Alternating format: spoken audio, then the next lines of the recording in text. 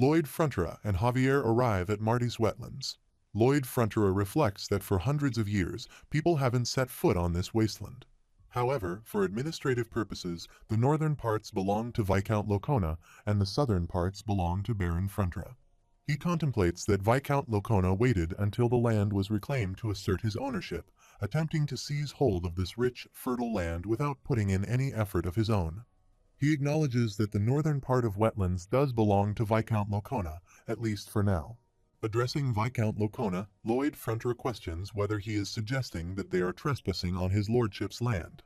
A brown-haired man affirms that, as a subject of His Royal Highness, Viscount Locona was granted rights to this land. Lloyd Frontera responds by dismissing him, stating that they are noblemen having a conversation and questioning why someone of lower status wouldn't keep his mouth shut. The brown-haired man becomes irritated, and the soldiers look at him surprisingly. Meanwhile, Lloyd Frontera steps forward, bowing down, and introduces himself as the eldest son of Baron Frontera. Viscount Locona acknowledges having heard of his crude behavior, expressing that he has nothing to say to him and instructs him to bring his father. Javier observes and thinks about how rude Viscount Locona is. Annoyed, Lloyd Frontera puts his finger in his ear, and Viscount Locona asks if he doesn't hear him, instructing him to bring Baron Frontera. Lloyd Frontera refuses, stating that he can hear quite well, likening the request to the buzzing of some pesky fly. Viscount Locona questions where the fly is and looks around quickly. The brown-haired man whispers to him that Lloyd Frontera is insulting him. Viscount Locona becomes angry and asks if he really did this. The man replies, citing the Land Act of the Kingdom Title 321, claiming special exemption regarding the development of barren land. Viscount Locona shouts, "Wait a minute," and directs abusive remarks at him. In response, he calmly states Clause 1 is the aim, explaining that the aim of the law pertains to the development of long-standing barren land and the establishment of ownership of the reclaimed land. Viscount Locona urges him to listen, and he proceeds with Clause 2's definition, clarifying that barren land refers to land that has been abandoned for over 100 years, with no residential or cultivation activities taking place. Continuing, he details Clause 3 is ownership. Any land meeting the specified requirements will be recognized as belonging to the developer of the barren land. He outlines the criteria. First, the land must be developed with a clear purpose through the investment of capital and labor. Second, it must be capable of supporting a residential building. Third, it should support long-term agricultural activity. He adds the fourth condition, stating that the land must have produced at least one harvest of a crop variety specified by law. As he walks, he takes a vegetable from the ground as an example. He instructs them to take these seeds, plant them all the way over there, and look after them. It's to get rid of the pests while handing over a bag of seeds. Congratulating everyone, he witnesses the historic first ever harvest of the Marty's wetlands, stating there is no charge. He is not that harsh and laughs. Viscount Locona wonders where this brat came from and ponders if he planned all of this ahead of them. The vegetable is given to Viscount Locona with the words here, "Take this as a gift," and a request for him to please leave the land. Viscount Locona becomes irritated, and they all walk away. Javier asks if he heard a prophecy somewhere about their arrival. He questions what this prophecy is and states it isn't his first time dealing with those types of leeches trying to steal someone else's hard work. After a while, the soldiers become so excited and exclaim Master Lloyd has saved their land, 3 cheers for him. He looks at them and asks if he is paying them to cheer for him, then instructs them to get back to work. The heavy rain starts and waters his plants. He sits near the plants and reflects that with summer over, fall has arrived, bringing heavy rains. He has run hundreds of simulations, but there's no room for complacency. Javier comes and lifts an umbrella for him, while he thinks he needs to stay and ensure everything until the end. He needs to see if the Marty's wetlands can indeed be of use. After some time, the rain stops, and the system notifies him of a monumental achievement in construction. He has left an indelible mark in the history of civil engineering on the Laurasia continent. As a reward, he has received a large amount of skill experience. The system notifies him that the surveying skill has been upgraded by 2 levels, reaching intermediate surveying level 3 and adding land costs appraisal and subterranean scanning. The system once again notifies him that the design skill has been upgraded by 2 levels, achieving intermediate design level 3 and introducing map printing, floor plan marking, and 2D/3D simulation mode. He receives other notifications indicating that his approval rating with the Baron has increased by +5, as well as with the Baroness, Javier, Byron, and the townspeople, all by +5, except with the townspeople, which is +3. His current RP reaches 13. He smiles and says all done. Now, on to the next stage. Meanwhile, in the Locona Viscounty, Viscount Locona exclaims, "What's that reclaimed land migration incentives?" He angrily slams his hand on the table. The administrator confirms that they are providing the land for free with full protection for 3 years. However, in exchange, the residents must live there for 5 years, and migration is being restricted. Viscount Locona responds, saying which means the residents will spend the last 2 years furiously cultivating the land, and they'll be the owners. It's their land. He thinks about the Marty's wetlands becoming the golden goose laying her golden eggs and feels a pang of jealousy, realizing it was his land and half of it belonged to him. He places his hand on his belly, which shines. Determined not to give up this fertile land, he calls the administrator again and instructs them to bring in the supervisor of the dye workshop. A few days later, in the morning, Lloyd Fronterer wakes up in his bed and wonders why his head hurts so much. He contemplates if all the long days have finally caught up with him. Despite the pain, he realizes he can't just roll around in bed and needs to organize the sections and distribution allotment. He calls Javier to get up, informing him that he's heading to work. He questions why Javier looks so out of it and asks if he's also that tired. Javier, holding his head, gets up and mentions that this has never happened before, and the headache is quite severe. He thinks for a moment, considering if it can't be that. Miss Emily, the maid of the Baron's estate, enters the room and apologizes, mentioning that she has had a bad headache since early in the morning. Mr. Punny Allop, a village farmer, also holds his head and informs them that it's not just him. His wife and little ones all have headaches. As he carries cow food on his shoulder, Michael, the farm boy in charge of the cows, adds that the cows have stopped drinking water since yesterday, risking dehydration. Lloyd Fronterer and Javier come out into the village. Lloyd Fronterer observes that it's affecting everyone in the village and animals are avoiding water. He thinks he knew it. The water must be causing this. Reflecting on the situation, he acknowledges that one of the strongest weapons he has right now is his knowledge of this world, similar to the Book Knight of Blood and Fire. However, he also realizes that after the wild ant incident, there are things that don't appear in the novel. Considering Viscount Lacona's possible interest in reclaiming the Merritt's wetland, he did some research into those individuals and uncovered something noteworthy. He contemplates that the Lacona region's primary source of income lies in their mysterious dyeing technology and the Ladona berry used for their dye. Realizing the potential impact, he becomes angry and directs abuses toward Lacona. The scene then shifts to the palace, where Arcos Fronterer inquires about what was just said. The brown-haired person explains that it shouldn't have been difficult for him to understand. They demand half of the reclaimed Marty's wetlands, and in return, they will cease dumping their dye wastewater. Arcos Fronterer reacts, stating that what they are doing is blackmail. The brown-haired person acknowledges it as blackmail, and when confronted about not fearing the law, he confidently replies that they are prepared to face legal consequences. He suggests Arcos Fronterer could take him to court before Viscount Locona. Arcos Fronterer, expressing his anger, questions whether the brown-haired person is not afraid of the law. He vows to formally take him to court before Viscount Locona, slamming his hands on the table. Unperturbed, the brown-haired person insists Arcos Fronterer should go ahead and take legal action, asserting that he may even win.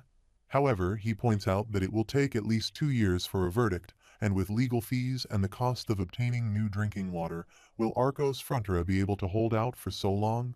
Meanwhile, they both stand up, and the brown-haired man says, well then, he looks forward to his wise decision.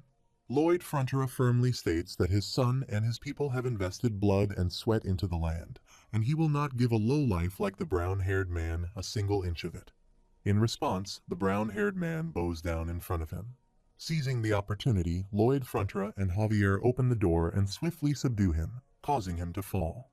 Lloyd Fronterer then reveals that it seems their parasitic neighbors have been tampering with their river water. He bows and suggests discussing countermeasures. The brown-haired person, angered, questions if he just insulted his master. He replies that he scared him, expressing surprise that parasite scum could understand humans. In response, the brown-haired person draws his sword and declares in anger that he has insulted the honor of this knight twice. In the name of Kernot, he challenges Lloyd Frontera to a duel. They both go out and engage in a duel. Lloyd Frontera repeatedly strikes the brown-haired man's head with a shovel, causing him to cry out and plead for mercy, saying he yields and begging Lloyd Frontera to stop hitting him. Lloyd Frontera agrees, stating that he's satisfied, but then mentions that it's for treating the Baron with disrespect and continues hitting him again and again.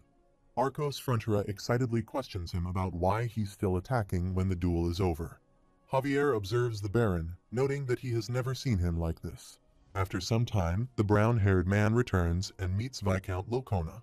The Viscount comments that he told the man to go blackmail them, and instead, he received a beating. The brown-haired man pleads for forgiveness, but Viscount Locona, turning his mustaches, thinks for a moment and then says to wait a minute. He states that it's good work and that the only thing the Baron can do now is take them to court. Viscount Locona suggests that they can frame it as an assault by a reckless aristocrat, adding 4 years to the whole process, and he laughs. After a while, Lloyd Frontera laughs and expresses that he probably understands what Viscount Locona is thinking. However, he asserts that the Frontera barony will never engage in something so wasteful. He declares that they will overcome the situation through their own means, emphasizing that they've worked this land with their blood, sweat, and tears.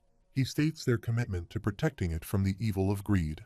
Lloyd Frontera outlines their plan. First, they will address the drinking water problem by constructing a reservoir. They dig a hole to store water, and Taming fills the pond.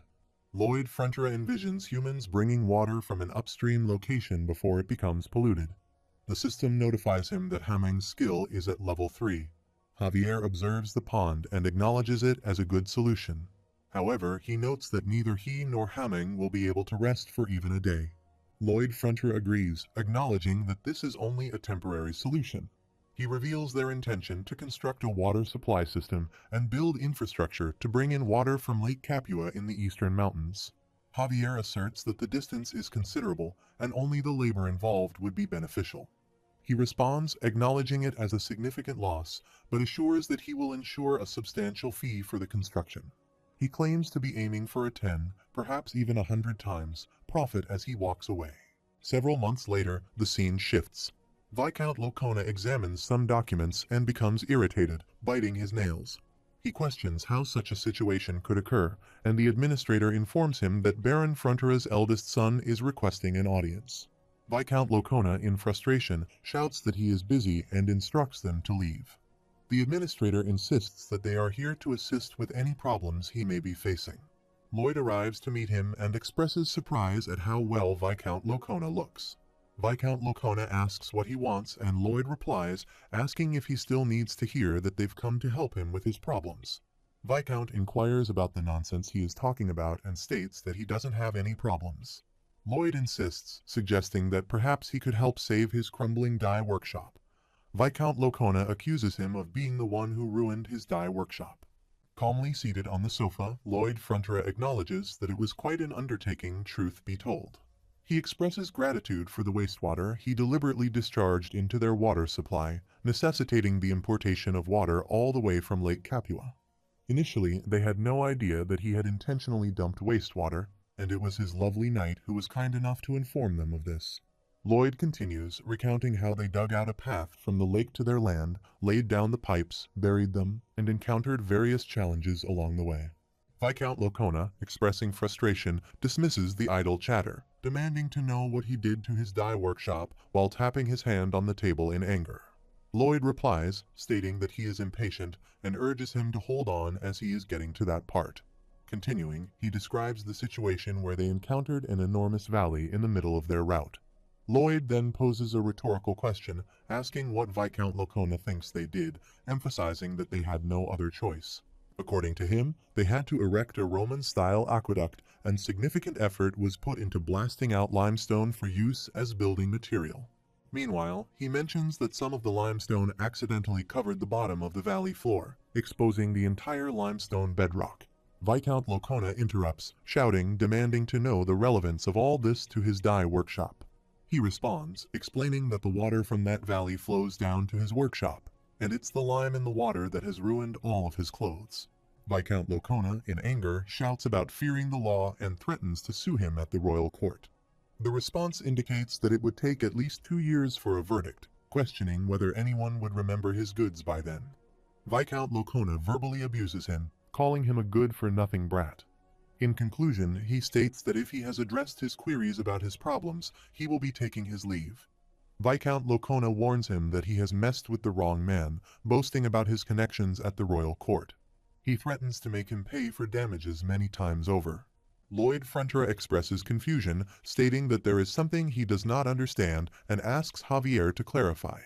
Javier explains that all he did was provoke and infuriate Viscount Locona, predicting that the Viscount will likely continue the legal battle until the bitter end.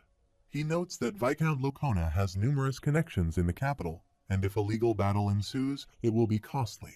Lloyd acknowledges and tells Javier to wait, saying they'll see who has more to lose. 1 month later, Viscount Locona bows down and admits wrongdoing, pleading for help to save his dye workshop. Lloyd questions if his affluent connections advised him that he couldn't win the case, considering he had already lost when his man admitted to intentional misbehavior. Viscount Locona admits imprudence and expresses deep regret. Lloyd, uninterested in his words, considers the situation. Viscount Locona persists, emphasizing how he is laying down his pride and begging for help. Meanwhile, he responds, questioning the value of what Viscount Locona calls pride. He asks if it is worth even 1/10 of a gold piece, stating that he would sell it 1,000, no, even 10,000 times over. He clarifies that he does not seek an apology. All he wants is a simple signature. If Viscount Locona signs the document, they can begin supplying water to his workshop within a week, and he will receive a contract. Viscount Locona screams, arguing that the price is excessively high and questions how one can put a price on water.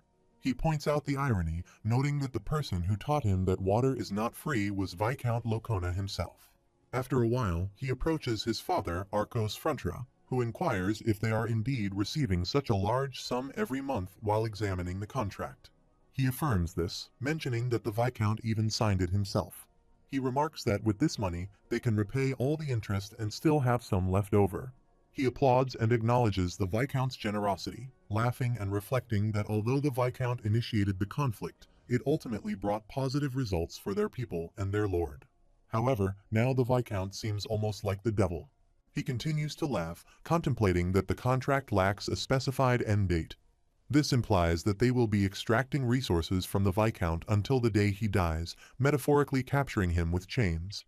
He asserts that even long after the Viscount's demise, they will continue to exploit that bloodline for generations, emphasizing that he cannot let the Viscount escape with just a slap on the wrist. He contemplates that if he could exchange his blood vessels for money, he would rip it all right out of him. Arcos Frontier interrupts, saying that he has some good news to share, and asks why his face appears unsettling, stating that he's scaring him. The person replies with an apology, explaining that he is just so happy about the contract. Arcos Frontier proceeds to discuss the old, beat-up treasure received from the Orc tribe, mentioning that Count Cremo has expressed interest in purchasing it for a handsome price. The person responds, expressing confusion as someone as influential as Count Cremo could easily acquire similar items brand new. Arcos Frontier agrees, stating he doesn't know all the details but shares that Count Cremo intends to use them to construct a statue. The scene shifts to Cremo, City of Commerce, where Count Cremo stands near a window and observes the bulge in the river. A giant monster, Gigatitan, emerges from the water and lets out a roar.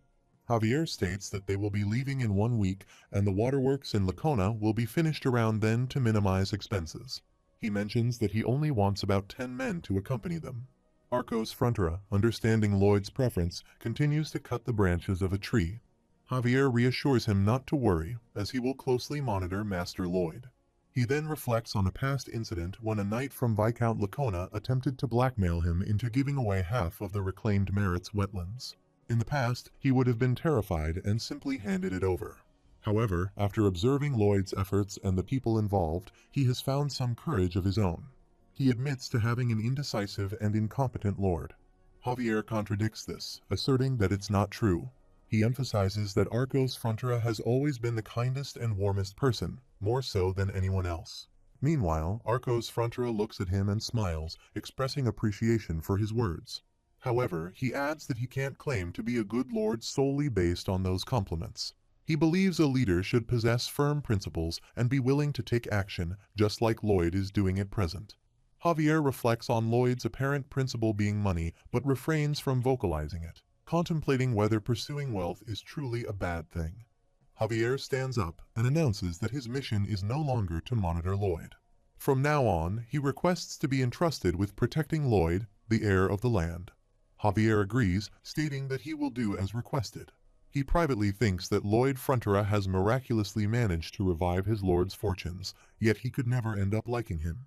Arcos Frontera inquires about Javier's aspirations for the future, offering assistance with anything he can. Javier reveals his desire to become a knight and protect his lord. He laughs and expresses gratitude, thanking him very much. He mentions that he managed to survive that harsh winter all alone, so he is confident he will become the world's strongest knight.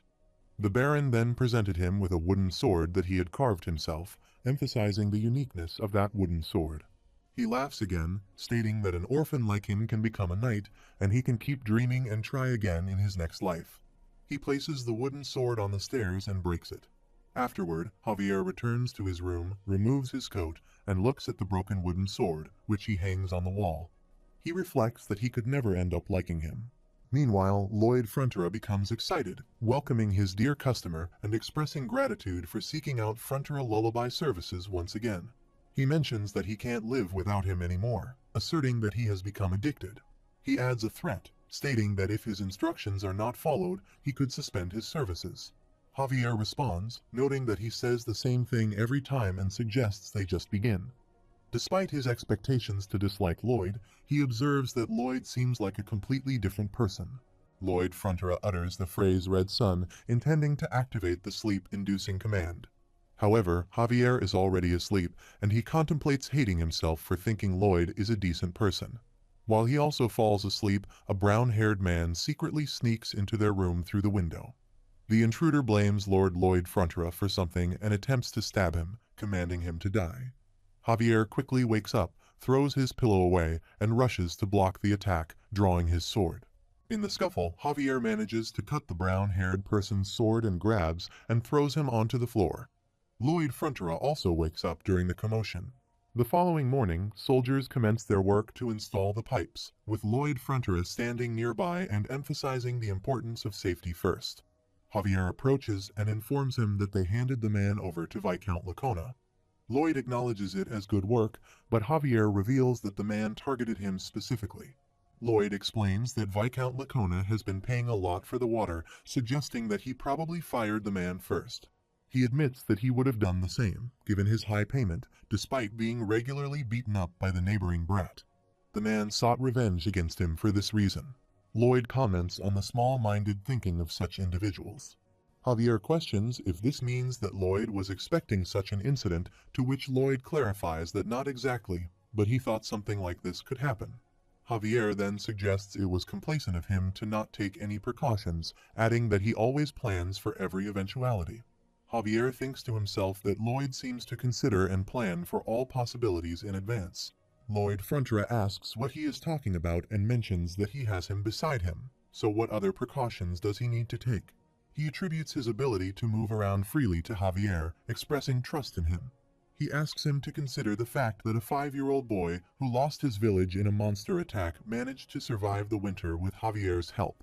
He points out that the boy is now standing there as a knight, questioning if there is anything more dependable than that. Feeling awkward, he wonders why Javier doesn't say something and regrets being so cringe.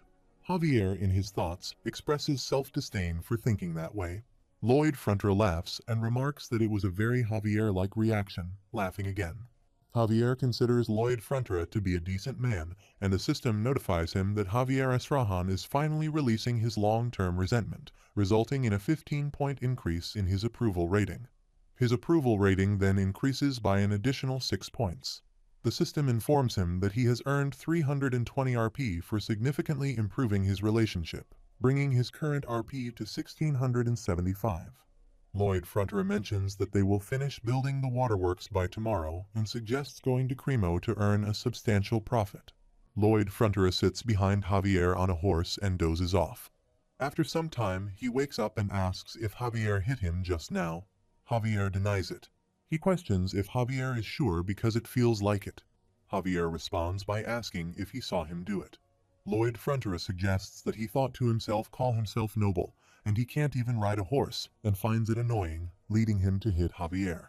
Javier remarks that it's incredible, as it seems Lloyd can now read minds. Lloyd persists, asking if Javier admits to hitting him. Javier firmly denies it, stating he wouldn't dream of doing such a thing. Lloyd dismisses it, calling Javier petty, and instructs everyone to stop. He jumps down from the horse and asks Javier to teach him how to ride. Javier refuses, stating he's a knight, not a horse-riding instructor. The system notifies that what Javier truly meant is that he admires Lloyd's attitude to strive to learn what he doesn't know. Meanwhile, Lloyd Frontera issues an order, and the system notifies that what Lloyd truly means is that he's determined to work hard. Working hard comes easily to him, and he believes he'll give his best effort. Javier also dismounts from the horse, questioning Lloyd about what he just said. The system attributes Lloyd's positive mindset to Javier's kindness, describing his heart and soul as that of an angel. Lloyd, annoyed, tells the status window to stop being noisy and calls it a nonsense translator, attracting the attention of everyone present. Javier asks what's wrong all of a sudden and questions if Lloyd has lost his mind. The status window repeats Javier's inquiry about what's wrong all of a sudden and if Lloyd has lost his mind. As Lloyd looks at the status window, another notification appears, stating that rumors about him building the first waterworks on this continent are spreading rapidly. His reputation as an engineer has increased, and his name will be remembered in the construction history of both the kingdom and the continent. His reputation as an engineer has increased, and his name will be remembered in the construction history of both the kingdom and the continent. The system notifies him about a bonus of plus 600 RP, bringing his current RP to 2275. Excitement fills him as he realizes that this is a jackpot, indicating the potential to secure even more significant construction projects in the future. He understands that reputation translates to money, and money means a sweet retirement with a golden future awaiting him. The system notifies him again, suggesting that he has truly lost his mind. Javier, observing Lloyd's shifting emotions, asks if he has lost his mind, going from anger to laughter in a short span. Irritated by the constant messages, Lloyd sits on the horse while Javier walks in front, holding its reins. Lloyd reflects that the journey to Cremo was definitely not a short one, and as they approached, winter drew near, causing them to reach Cremo only in midwinter. After a while, they arrive in Cremo, and Count Cremo warmly greets Lloyd, thanking him for making the long journey. Count Cremo introduces himself as the lord of the place. Lloyd Frontera bows respectfully, expressing humble greetings and identifying himself as a member of the Frontera family. Count Cremo chuckles, noting that Lloyd is quite different from what he had imagined. Count Cremo had heard rumors about Lloyd being a talented builder, expecting someone with a rough countenance. However, he finds Lloyd's appearance to be remarkably noble, even suggesting he could pass for royalty. Count Cremo playfully asks if Lloyd is engaged, and if not, he should consider his daughter. Lloyd politely excuses himself, prompting Count Cremo to shout about the perceived insolence, questioning how a mere servant dares to interrupt the conversation between nobles. The system laughs, mocking the reference to Lloyd as a servant and finding amusement in the situation. Count Cremo laughs, acknowledging that he may have caused offense, and sincerely apologizes, urging Lloyd not to be offended. They both take their seats. Lloyd responds, saying it's fine and okay. The system notifies that the fault lies with Lloyd's face, prompting laughter. Lloyd contemplates that if he could, he would beat the system right up. Count Cremo adds that it's partly Lloyd's fault for having a face resembling that of a servant, and Lloyd silently wishes for him to stop. Thinking about Count Cremo, the influential figure in the Night of Blood and Iron in the City of Commerce, Javier becomes a wanted criminal after dealing with moneylenders Shiloh and Meatloaf. Javier goes into hiding and is eventually arrested by Count Cremo. Despite this, the Count recognizes Javier's character and integrity from their brief interaction and provides considerable support in various ways. Count Cremo expresses a desire to purchase Lloyd's jewels for decorating the statue they plan to place in the sea. Lloyd responds with surprise, questioning the idea of putting a statue in the sea. Count Cremo elaborates, mentioning that trade in Cremo has been on the decline. He explains that a few years ago, a gigantician began appearing just off the coast from their port. Although they haven't suffered direct damages, the mere presence of the gigantician instills fear, Lloyd recalls reading about this situation where they had no effective means to attack it in the water, rendering even the Navy powerless. Reflecting on the decline of Cremo, he faced a crisis. Lloyd had hoped that Javier would do something to help, but after a series of attempts, the matter concluded without a clear resolution, leaving uncertainty about a potential Season 2. Lloyd initially believed he knew everything about the place from the book, but he now realizes that even the parts that weren't fully explained are unfolding in reality.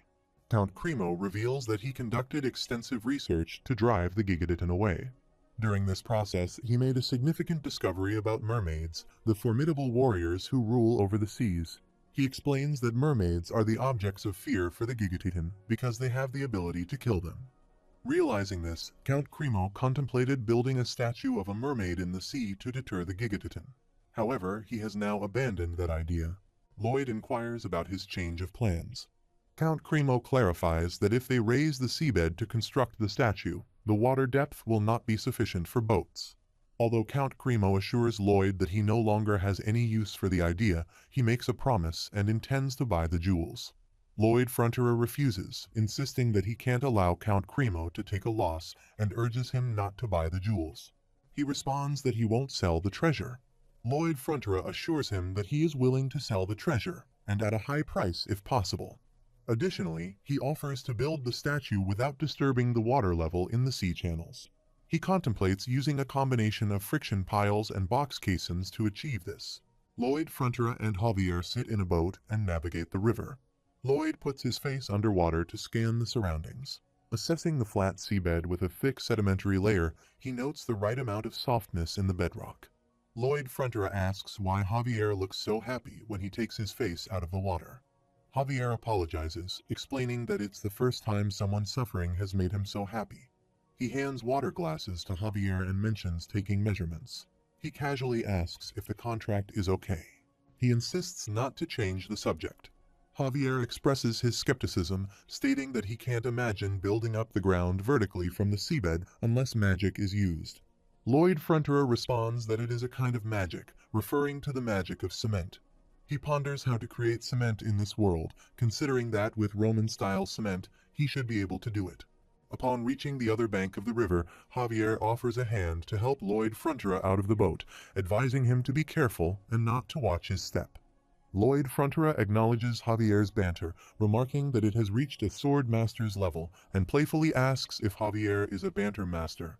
As they converse, a girl arrives and inquires if he is Master Lloyd Fronterer. She mentions having something to give him and holds a letter in her hands. Lloyd Fronterer questions who she is, pondering her identity.